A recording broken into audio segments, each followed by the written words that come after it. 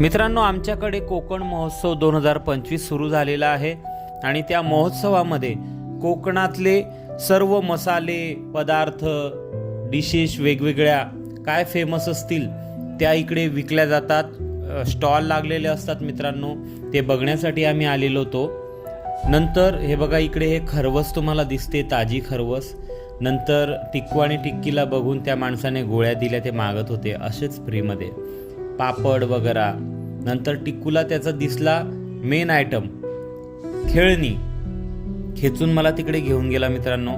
Sale 100 रुपये लिहिलेलं असतं, पण ॲक्च्युली ते 100 रुपयालाच असतात. मग त्याने घेतलं मित्रांनो एक दुर्बीण. नंतर टिक्कीने पण भांड्यांचा सेट घेतला. आणि हे जे आहे मित्रांनो, हे नवीनच खेळणं मला दिसलं आणि हे माझ्या आवडीचं होतं म्हणून मी घेतलं ते. टिक्कीला एक डॉगी घेतला तिने, टिक्कूने पण एक डॉगी घेतला. अशी 500 रुपयाची खेळणी घेऊन आम्ही निघालो. आणि तिथं एक पापड होता, मोठा पापड मित्रांनो, शेव वगैरे टाकून लिंबू पिळून 50 रुपयाचा एक पापड होता, मसाला पापड मित्रांनो. तो खाऊन घरी गेलो.